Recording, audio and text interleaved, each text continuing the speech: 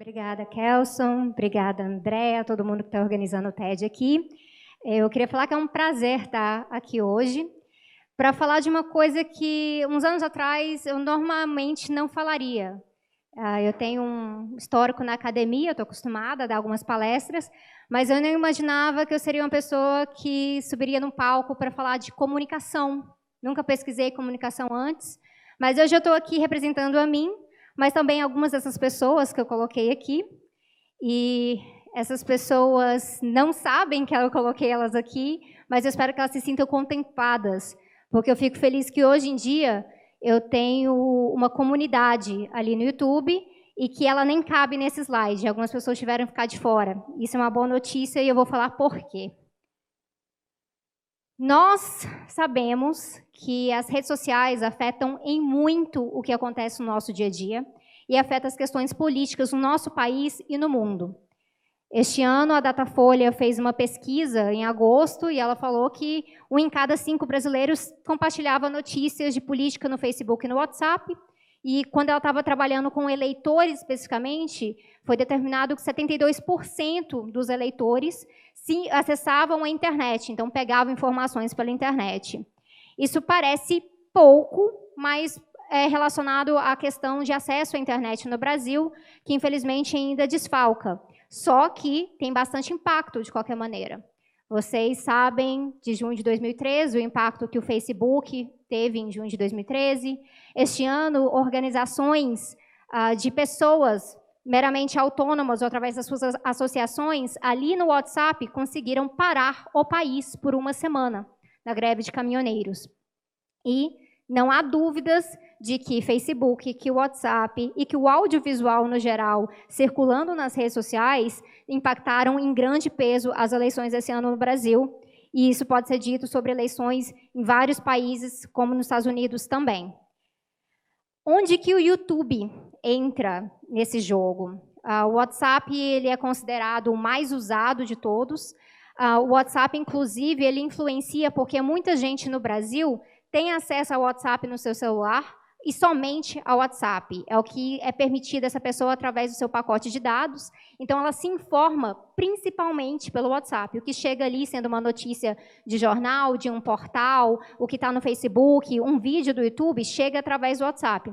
Mas o YouTube não deixa de ter um papel muito importante porque ele vai estar pautando uma variedade de ideias ali. E hoje eu quero falar para vocês por que o YouTube é importante para se debater política, quais são os desafios que a gente tem para debater política no YouTube e como eu imagino que nós possamos estar facilitando esse processo de debater política ali. Primeira pergunta se responde um pouquinho pensando que o YouTube ajuda a construir pontes. E eu queria falar de 2 pontes nesse momento. Eu tenho um papel acadêmico, fiz meu doutorado, hoje em dia eu dou aula, e uma coisa que eu sei é que na academia a gente pesquisa muito. É muita pesquisa, é muito artigo científico, é livro sendo publicado, palestras sendo dadas, bolsas de PIBIC. Todo mundo sabe que pelo menos boa parte da pesquisa que chega até hoje saiu de alguma universidade. Quando tem uma manchete de jornal que fala, estudo diz tal coisa, esse estudo provavelmente foi feito na universidade. E o YouTube ajuda a construir algumas pontes relacionadas à universidade, mas relacionadas à política também. Eu fui descobrir isso um pouco por acaso, quando eu criei esse canal aqui, chamado Tese 11. É um canal que tem 1 ano e meio, mais ou menos, de existência, que, se você me perguntasse 2 anos atrás, eu ia falar que você era maluco, que você estava sugerindo que eu ia virar youtuber, mas aconteceu. E no que aconteceu, o canal, hoje em dia, ele é ainda um novato ali no YouTube, ele não tem tantos inscritos quanto os veteranos, mas uma coisa que me deixa muito feliz é que ele tem inscritos que são extremamente leais, inclusive algumas pessoas que estão aqui hoje em Mariana. E o Tese 11, ele cumpre 2 papéis. Na minha ideia, seria de criar pontes. Uma é entre essa questão acadêmica. Quase 2 milhões de artigos científicos são publicados por ano no mundo.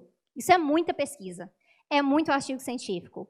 Só que, infelizmente, a maior parte desses artigos não vai ser citada.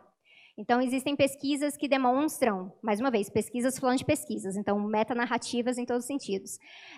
Existem pesquisas que demonstram que, dependendo da área, até 80% dos artigos naquela área nunca serão citados. E se eles não vão ser citados, não significa que não são pesquisas relevantes, que não são pesquisas de impacto, mas que sim o seu alcance está sendo delimitado, porque na academia, na pesquisa acadêmica, citar leva a sua ideia mais longe, ajuda a moldar outras ideias, a formar críticas que são importantes. Então, isso é algo para a gente ficar alerta sobre como que a gente pode modificar isso. Tem uma outra questão também, que hoje em dia, vários dos artigos, até mesmo livros que a gente encontra, são difíceis de ler. E quando eu falo difíceis de ler, eu não estou falando só de jargão científico, conceitos teóricos, palavras muito específicas em latim.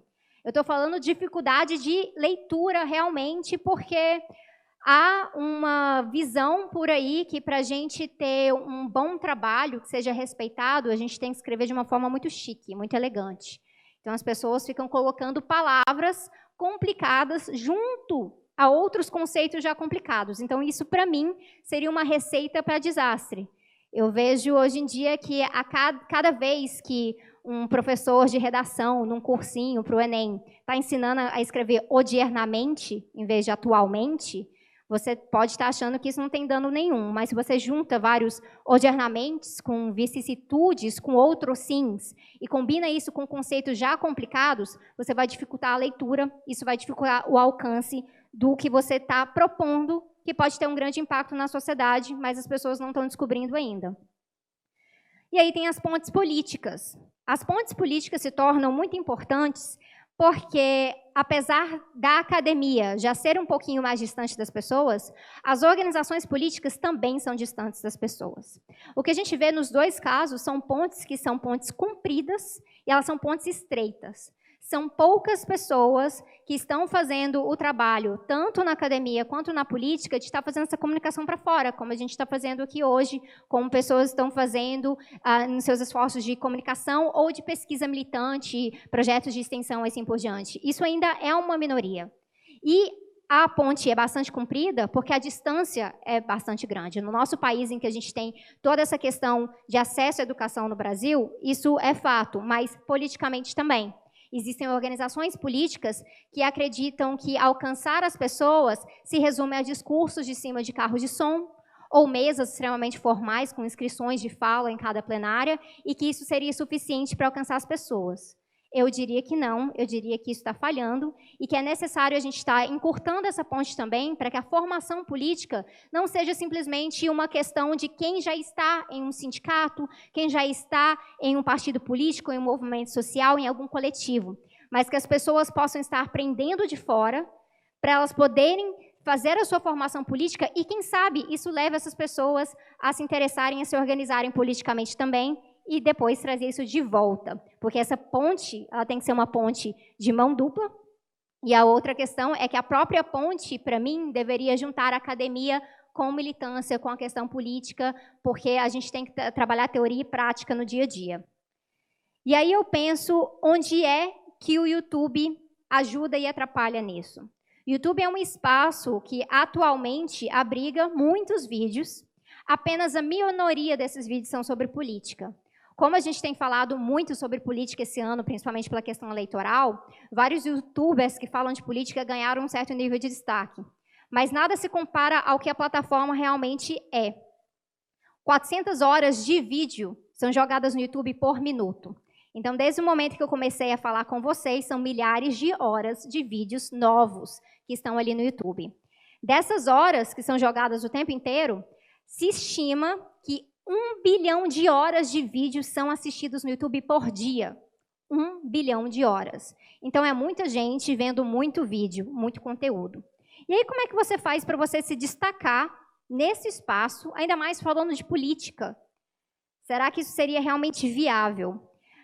O que eu diria é que a tarefa, na verdade, é muito mais difícil do que parece. Se você pegar mais estatísticas do YouTube, você vai ver que a maior parte dos vídeos que são muito assistidos ali estão na área de música. Isso ocorre porque o YouTube ele é um espaço em que coexistem profissionais e amadores. Isso é bem importante para a gente fixar. Há uma coexistência de conteúdo bastante profissional ali dentro, passando por produtoras, passando por toda uma estratégia, e há uma coexistência de conteúdo que é feito aleatoriamente no celular e alguém jogou ali. Então, ao mesmo tempo que você procurou uma música que você gosta no YouTube, e você vai ver o clipe muito bem produzido do seu artista favorito, logo depois pode aparecer um videozinho com 60 visualizações de um cara que gravou um cover dentro do quarto dele com um violão. E o vídeo está meio escuro e o áudio está ruim, mas o vídeo está lá também. Então, a gente vai olhar, sim, tem profissionais e tem amadores ali no YouTube. Mas, além disso, a questão é que o YouTube ele ainda é muito voltado para entretenimento. Apesar da gente encontrar conteúdo informativo, educacional e de política no YouTube, os vídeos mais assistidos, que vão ter mais alcance, sempre estarão voltados para a questão de entretenimento. O vídeo mais assistido no YouTube é Despacito, e o segundo vídeo brasileiro mais assistido no YouTube é uma paródia de Despacito. Então, não tem muita coisa diferente quando a gente está olhando para os grandes números ali no YouTube. Então, será que teria espaço para falar de política? Tem espaço, porque está crescendo bastante, tem novos canais surgindo em todos os campos políticos, mas eu diria que o campo político ao que eu pertenço é o que mais se afastou dessa plataforma, negligenciou, achava que não era importante, colocou outros nomes aquilo ali e falaram que não se poderia falar de política naquela plataforma. E hoje em dia está todo mundo correndo atrás do prejuízo. Eu, inclusive, estou disposta a fazer essa tarefa, mas a gente tem encontrado alguns problemas relacionados a isso. Uma em questão a recursos. É muito difícil competir no YouTube com quem tem muito mais infraestrutura que você. Não quer dizer que é impossível. Eu comecei o meu canal apenas com esse celular aqui, que está na minha mão, e mais nada. Coloquei num tripézinho desses que eu comprei no camelódromo, coloquei numa cadeira e comecei a gravar vídeo. Logo, depois de um tempo, eu descobri que não era suficiente, porque o áudio estava baixo e o enquadramento estava estranho. E as pessoas, quando estão se tratando de audiovisual, elas se preocupam bastante com forma. E eu tive que ir buscar melhores equipamentos, eu tive que fazer uns cursos, aprender a editar melhor, para estar ocupando aquele espaço. Mas há um abismo entre isso que eu estava fazendo, que ainda é considerado amador, com pessoas que têm bastante equipe e as produtoras estão ali. Quando a gente está falando de política, isso significa também investimentos de organizações políticas nos seus comunicadores, que outras organizações não estão investindo no seu próprio campo. Então, isso gera um dos problemas para tentar se destacar ali. Outra questão que ocorre, e é uma crítica que eu faço com frequência, é que a lógica de comunicação ali no YouTube, atualmente, é uma lógica muito tóxica. Apesar de ser uma plataforma que permite vídeos longos, e é uma plataforma que é muito mais voltada para o audiovisual do que o Facebook, por exemplo, no Facebook, se você está passando o dedo na tela e você encontra um vídeo, você pensa, interessante, mas não estou a fim de ver vídeo agora, e continua baixando. Já uma pessoa que entra no YouTube, ela entra no YouTube com o objetivo de assistir a um vídeo. Então, ela já tem um pouco mais de interesse e para você capturar a atenção dessa pessoa. Mesmo assim, a lógica do entretenimento, que ainda é a maior lógica que a gente vê ali no YouTube, ela tem forçado o próprio debate político a ser um debate de entretenimento. Então, o que a gente vai vendo que são pessoas que estão ali simplesmente querendo absorver conteúdo da forma mais rápida possível, mesmo entrando numa plataforma em que você poderia gastar mais tempo, ou simplesmente para ver o circo pegar fogo. Colocar uma pessoa do lado da outra, refute alguém, faça um debate, e aí o debate político vai ficando cada vez mais polarizado. Isso vai ter um impacto maior ainda, porque o algoritmo do YouTube é um algoritmo polarizador. Há pesquisadores que trabalham com isso, como Jonas Kaiser na Alemanha, e a gente tem visto que a tendência, se você começa vendo algo sobre, por exemplo, vou plantar uma pequena horta caseira na minha sacada, na minha varanda, se você deixar o seu vídeo rodando para sempre, no final você vai estar vendo algo sobre ecoterrorismo. Então, a questão é que essa polarização ela vai radicalizando ali no YouTube. Isso tem afetado a lógica de comunicação dos próprios YouTubers. Muitas pessoas ali focadas em comentarem uns aos outros, em vez de estarem pautando os temas políticos que julgariam mais importantes para a sua audiência ou que julgariam mais importantes nos seus objetivos estratégicos. A questão é que a gente acaba sendo forçado, por ser minoria, a jogar junto com o algoritmo. E se o algoritmo diz que tal coisa é relevante, um monte de gente para tentar ver o seu canal crescer, acaba fazendo comentários sobre o mesmo tema, vez após outra. Isso vai ter um impacto sobre a questão do porquê. Por que você realmente está fazendo aquela comunicação sobre política ali? É só para ver o seu canal crescer, porque vamos ter mais visualizações daquela forma? Ou é também para a gente estar pautando ideias novas, compartilhando ideias inspiradoras, como é o tema aqui hoje? Seria muito importante a gente estar fazendo essa reflexão para que não sejamos simplesmente mais alguns canais repetindo os mesmos conteúdos de sempre ali naquela plataforma, inclusive de uma forma bastante tóxica e que nega a complexidade do debate político. Não se pode fazer política no YouTube, falar de política no YouTube, da mesma forma que se faz uma resenha de um milkshake, por exemplo. Qual que é mais gostoso, o de chocolate ou de baunilha? Mesmo se você fizer essa resenha, um monte de gente vai discordar porque é subjetivo. Mas política é complexa, mas passa por questões objetivas também. Apresentar dados, apresentar análises. Disso entra essa noção de teoria e prática, casando a academia e casando a militância. Isso seria bastante importante, mas as pessoas estão impacientes. Se tem algum outro youtuber falando de Y e você está falando de X, a pessoa não quer aprender Y e depois X. Ela quer que você já diga por que você acha que X é melhor do que Y, e aí isso diminui a complexidade do que você está tratando ali. Não há uma maneira de falar da diferença entre agroecologia e agricultura convencional da mesma forma que a gente compara gostos de milkshakes. E isso é um dos problemas que a gente tem. O outro problema que a gente tem para se destacar ali no YouTube tem a ver com as vozes mais marginalizadas da sociedade, porque são vozes que também são marginalizadas nas redes sociais, que recebem menos destaque.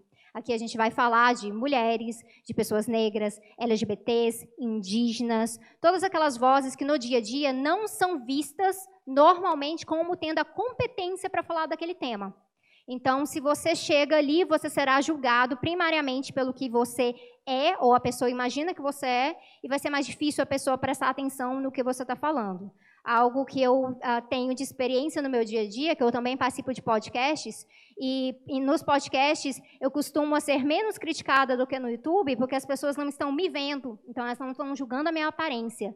E isso entra nessa questão do audiovisual, e vai gerando um problema de desumanização, que é frequente. Nós vamos ver isso não somente nos xingamentos, mas a gente vai ver isso também nas críticas, que muitas vezes são destrutivas, e numa lógica que prevalece ali, que se um conteúdo não me agrada em 1%, eu não vou impulsionar esse conteúdo. Porém, se um conteúdo me desagrada em 100%, eu vou estar falando desse conteúdo só para poder falar mal. É uma dificuldade que a gente encontra. Seria essa de recursos desiguais, dessa comunicação tóxica que prevalece ali, e de uma discriminação estrutural também.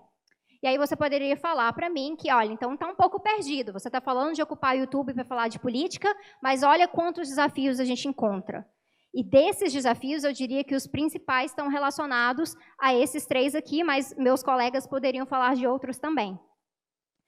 Só que, como eu falei que o YouTube tem essa questão de profissionais e amadores, talvez você aqui me assistindo vai achar que eu vou falar, então a gente precisa profissionalizar as pessoas para estar ocupando esse espaço. Mas eu quero falar o contrário, porque eu acho que o YouTube precisa de mais amadores. A gente precisa de mais pessoas ocupando esse espaço, mas só não nesse sentido pejorativo que é dado normalmente ao que é considerado amador, que é impróprio, que é inapto, que não está preparado.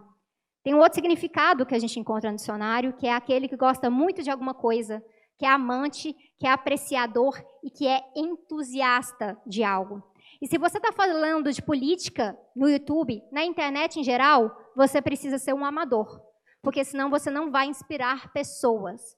Se você está pautando política que seja voltada para transformação social, que seja voltada para mais ação política, se o que você está tentando fazer ali é não ser simplesmente um influenciador, mas um multiplicador, que as outras pessoas também estejam agindo, você precisa ser um amador e você precisa diminuir a distância entre as pessoas. E aí o que eu acho muito interessante é que é difícil fazer isso quando você está sendo desumanizado constantemente, especialmente quando você está falando de política, e a expectativa das pessoas de falar de política é encontrar alguém que tem a aparência e a voz e os títulos que ela espera de alguém que fala de política de forma séria.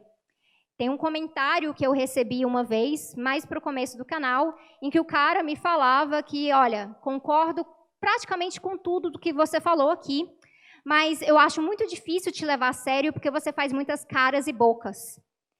E a expectativa dessa pessoa, eu não quis julgar ela no momento, mas eu sabia qual era a expectativa dela. Quando se fala de política por aí, você espera alguém de uma forma extremamente formal, ou ostentando os seus títulos ali para cá, que não tem nada errado com os títulos, mas sendo validados por espaços formais. Tanto na academia, quanto a gente vai encontrar na militância, no jornalismo e assim por diante. E aí parece que não seria viável uma pessoa estar falando de política no YouTube e às vezes tem umas coisas coloridas atrás dela, ou às vezes é uma mulher que gosta de maquiagem. E eu achei no começo que isso seria problemático, mas refletindo sobre a questão desse amador, eu pensei que, olha, o que eu posso fazer agora é mostrar justamente isso. Que eu estou no YouTube, ocupando esse espaço, junto com essa comunidade de outros youtubers, falando de política que pauta a transformação social, porque a gente ama a causa. A gente ama a causa e a gente trabalha muito duro por isso, inclusive é trabalho. Esse reconhecimento de que você está fazendo ali não é um hobby, mas tem investimento de tempo e gera valor, e muita gente está tentando sobreviver dessa forma. E aí eu passei a amar um pouquinho mais as minhas caras e bocas, porque eu faço muitas mesmo. Toda vez que eu estou editando um vídeo no YouTube, eu fico até chocada como eu consigo ter esse monte de expressão estranha quando eu estou falando de coisas, às vezes, muito simples. Mas não é tão complicado assim, estar mostrando as suas caras e bocas. Na verdade, eu acho que é isso que a gente precisa hoje para fazer uma comunicação mais humanizada. A gente precisa se humanizar, fazer um pouquinho de graça com a gente de vez em quando, mostrar que nós somos pessoas normais do dia a dia e que você, que é normal do dia a dia, também faz política junto com a gente e que está ali pautando alguma coisa no YouTube, ter algumas mais visualizações, não faz de ninguém especial, mas faz daquela pessoa bastante responsável. E se ela é responsável por tentar mudar as coisas, ela tem como uma perspectiva, sim, mostrar suas caras e bocas e multiplicar isso para que a gente veja mais caras e bocas de outras pessoas ali. A gente precisa de mais humanização para que a gente entenda que o outro que está ali pautando uma política que é diferente da sua, ele é uma pessoa que ele tem objetivos, ele é uma pessoa que não está ali por acaso, então é importante a gente trabalhar com isso. E, principalmente, mostrar essa questão do mais amor à causa. Porque quando a gente está falando de política no genérico, talvez não seja necessário demonstrar isso. Mas para a gente fazer transformação social, a gente precisa ter capacidade de inspirar as pessoas e a gente precisa ter capacidade de estar mobilizando pessoas também. E é o mais amor à causa que vai fazer com que os nossos vídeos, que eles não sejam somente mais alguns vídeos nessas 400 horas por minuto, ali no YouTube, ou dentro desse 1 bilhão de horas que são assistidas por dia. Mas que elas sigam realmente a ideia do Tese 11, e que, na verdade, não é o meu canal que eu estou falando, mas da Tese 11 que me inspirou, que mostra para mim que é muito necessário, hoje em dia, a gente pautar todo o debate que a gente faz no dia a dia entre a gente estar transformando o mundo e a gente saber que os nossos vídeos, eles podem ser vídeos que não geram somente debates, mas que estejam instigando as pessoas a agir também, que eles tragam uma forma de multiplicação.